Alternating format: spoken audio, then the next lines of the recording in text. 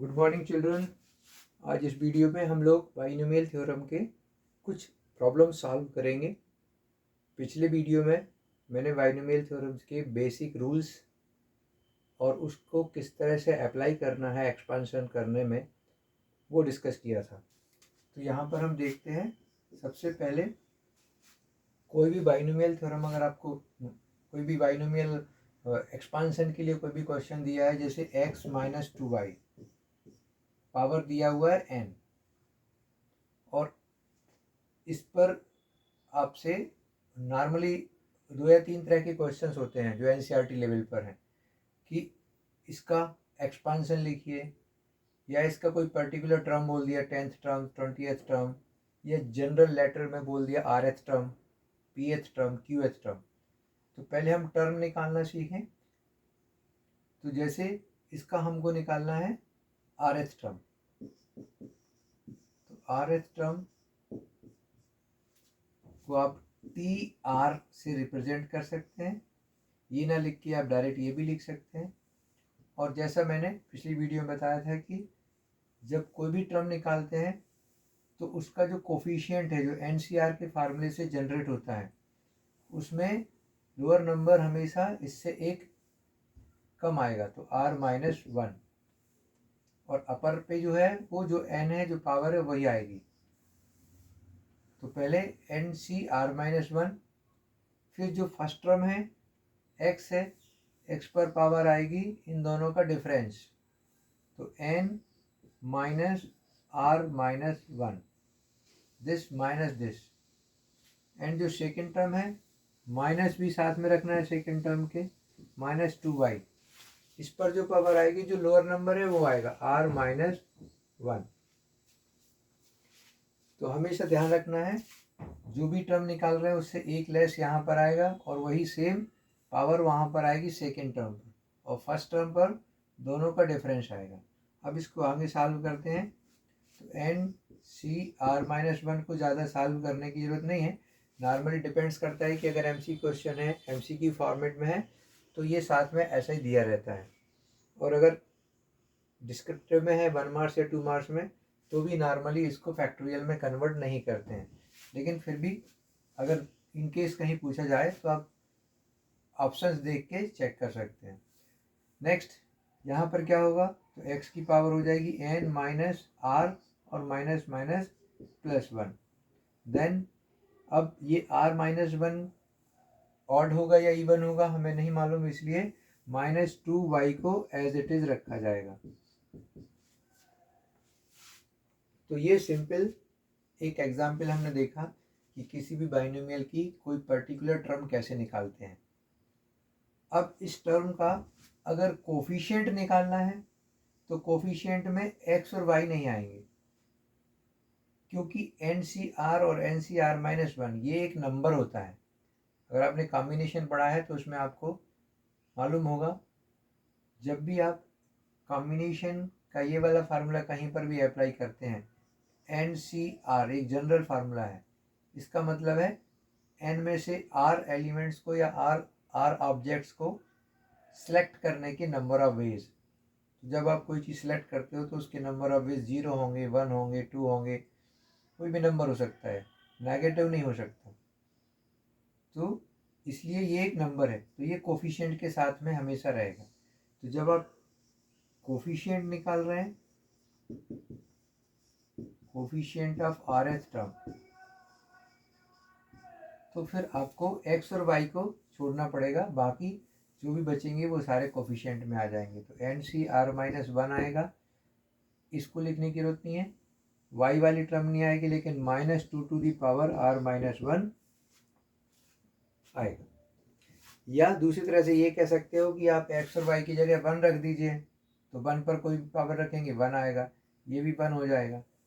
तो जो x और y की वैल्यू 1 रखने के बाद जो बचता है वो कोफिशिएंट हो गया। तो इस तरह से किसी भी टर्म का कोफिशिएंट आप निकाल सकते हैं।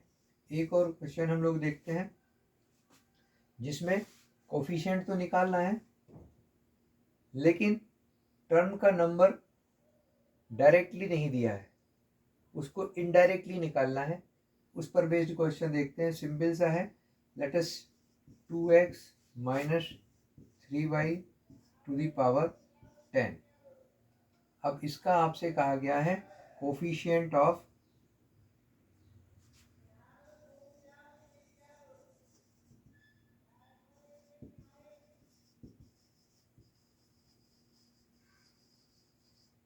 Middle term.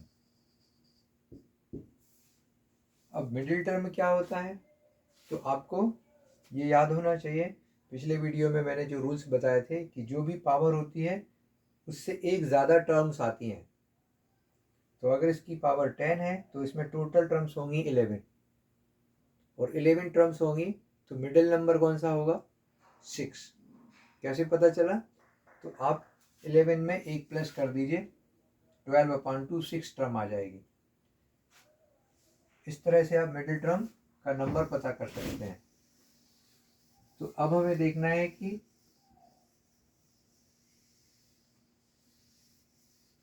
इसका मिडिल टर्म क्या होगा। नॉर्मल मिडिल टर्म भी आ सकता है, कोफिशिएंट भी आ सकता है, दोनों चीज़ें समझेंगे। तो पहले आप जब आंसर लिखना शुरू करेंगे तो आपका पहले हमेशा पावर को लेना है, n equal to 10, therefore total terms equal to 11, and total terms 11 है, therefore middle term equal to 6th term.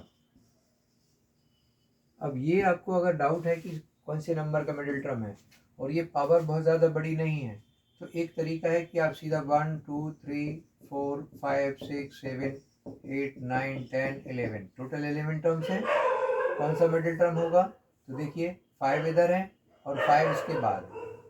और अगर लोअर लेवल पर जाएं तो आप एक इधर से एक इधर से ऐसे कैंसिल करते जाइए, जो लास्ट में बचेगा वही मिडिल टर्म होगा। तो ये अगर इवन पावर है तो ऑड मिडिल टर्म्स आती हैं, और ऑड मिडिल टर्म में एक सिंगल इवन पावर है तो टोटल टर्म्स ऑड आएंगी, एक ज़्यादा आएगी। और अगर टोटल टर्म्स ऑड हैं तो मिडिल टर्म एक सिंगल टर्म होती है।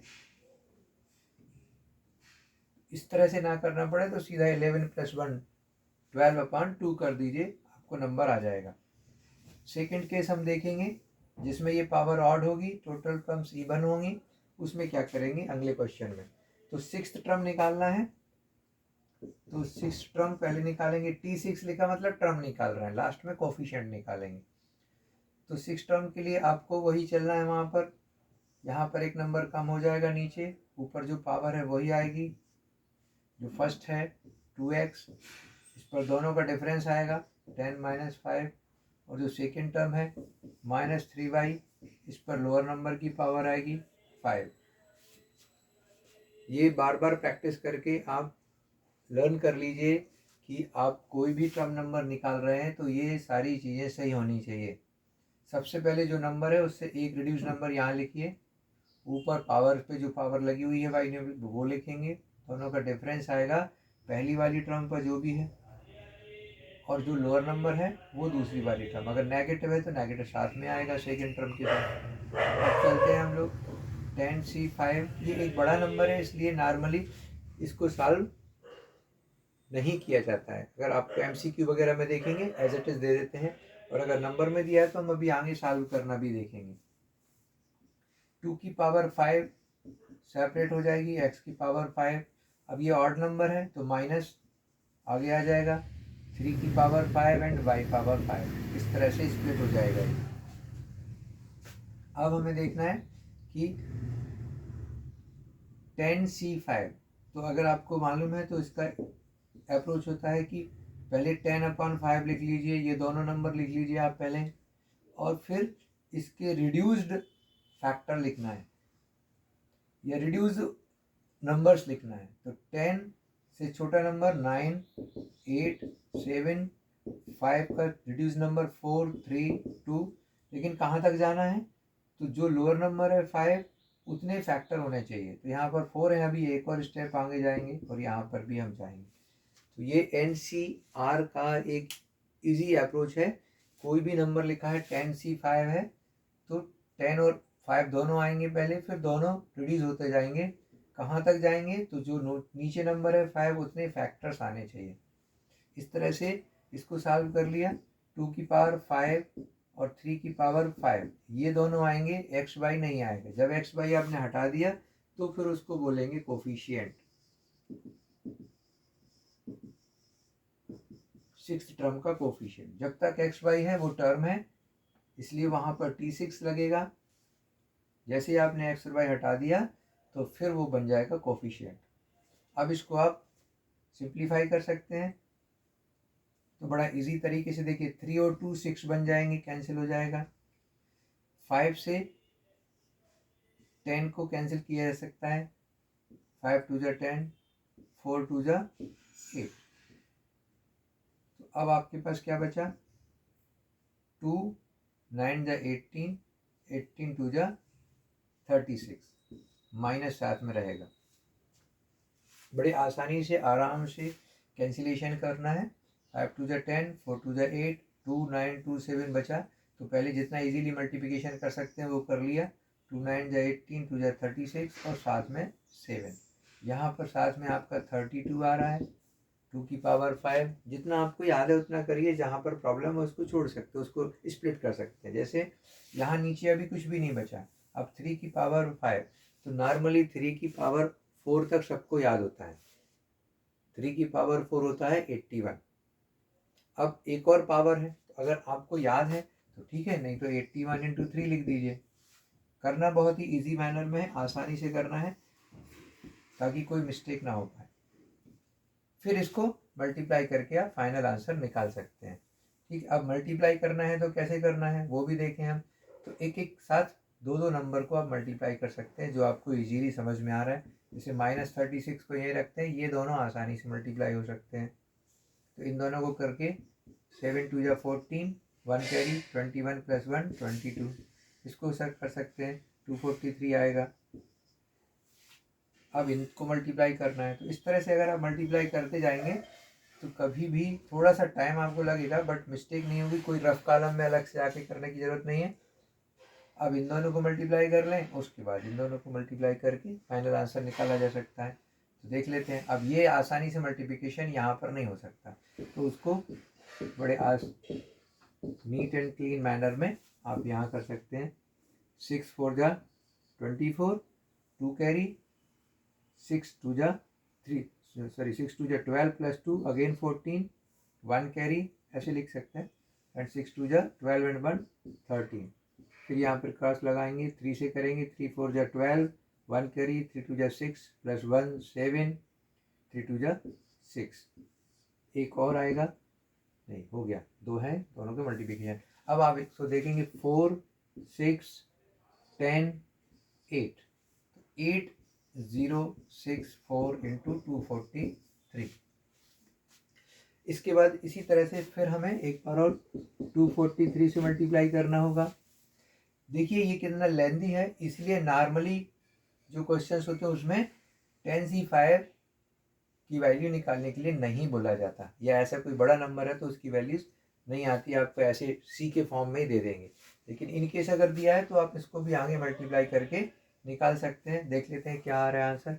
मेरे ख्याल से आप इतना कर लेंगे, इस वीडियो में हम इतना ही समझें, क्योंकि हमें एक और क्वेश्चन समझना है जिसमें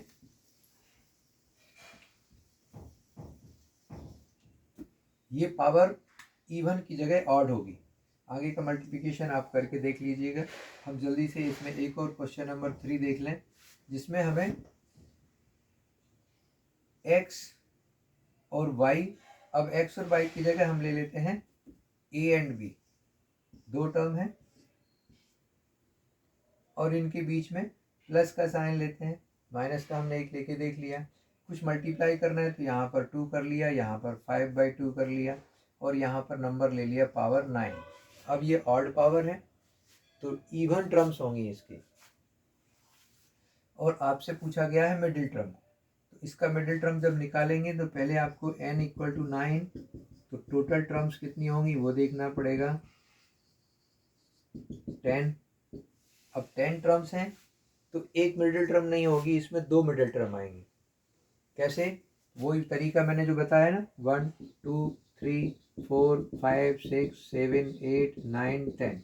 अब देखिए अगर एक एक को कैंसिल करते हैं, ये बहुत ही इजी अप्रोच है, टाइम टेकिंग ज़रूर है, लेकिन अब आप देखिए 5 और 6 दो टर्म बचती हैं।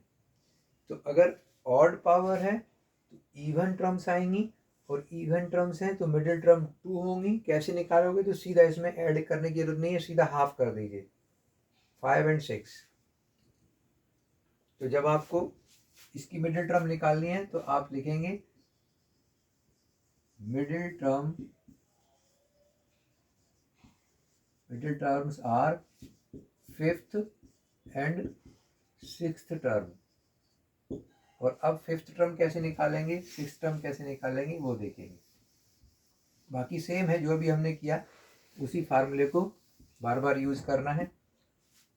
तो फिफ्थ टर्म T5, सबसे पहले लोअर नंबर एक कम हो जाएगा 4, अपर नंबर जो पावर है 9, फर्स्ट टर्म 2a, इस पर दोनों का difference 9 minus 4, and second term 5b/2 पर लोअर नंबर वाला टर्म 4, पावर ये आ जाएगी। अब आपको सॉल्व करना है 9c4। अगेन एक लेंदी कैलकुलेशन को इंडिकेट कर रहा है, लेकिन फिर भी हम डिस्कस करेंगे। 9c4 को पहले 9/4 कर लीजिए और फिर 4 फैक्टर, तो 9 8 7 6 4 3 2 1, 4 फैक्टर यहाँ पर, 4 यहाँ पर, ये 9c4 की वैल्यू हो गई। यहाँ पर आ जाएगा 2 की पावर 5, a की पावर 5, यहाँ पर 5 power 4, b power 4 and 2 power 4। इस तरह से इसको स्प्लिट कर दिया। अब देखिए यहाँ पर 2 पावर 4 और 2 पावर 5 है, सीधा कैंसिल होके 1 2 बचेगा। तो आप इसको सीधा सीधा इधर कैंसिल करके 1 2 यहाँ पर लिख सकते हैं। और ये 3 2 6 सीधा 6 को कैंसिल कर देगा, 4 सीधा 2 को कैंसिल कर देगा, 9 2 जा 18 आप कर सकते हैं। जैसे मैंने कहा था ना, जो इजी है वो पहले कर लिए, दो डिजिट 18, और 7 2 जा 14। और यहाँ पर अब 5 की पावर 4 बच रहा है, तो आप उसको चाहें तो 25 इंटू 25 कर लें, 5 की 2 पावर तोड़ के। और फिर बचा क्या, a की पावर 5 b पावर 4, सारा सिंप्लीफाई हो गया। अब इसको मल्टीप्लाई करना है तो वही तरीका है, 18 इंटू 14 करना है। अगर आपको टेबल आता है तो बेहतर है, नहीं आता है तो जैसे मैंने बताया वैसा मल्टीप्लाई करेंगे। लेकिन अभी तक ये फिफ्थ टर्म है, जब तक आप ए और बी लिख रहे हैं ये टर्म है, कोफिशिएंट नहीं है। लेकिन जैसे ही आपने ए और बी को छोड़ दिया, हटा दिया, वो बन जाएगी आपका कोफिशिएंट। तो कोफिशिएंट हो गया।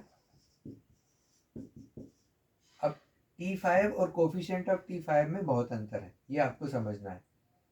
ये टर्म है और ये इसका कोफिशिएंट। जब कोफिशिएंट लिख रहे हैं तो ए और बी नहीं आएगा। 18 इंटू 14 इंटू 25 इंटू 25 आपको मालूम होगा कितना आता है, 625। अब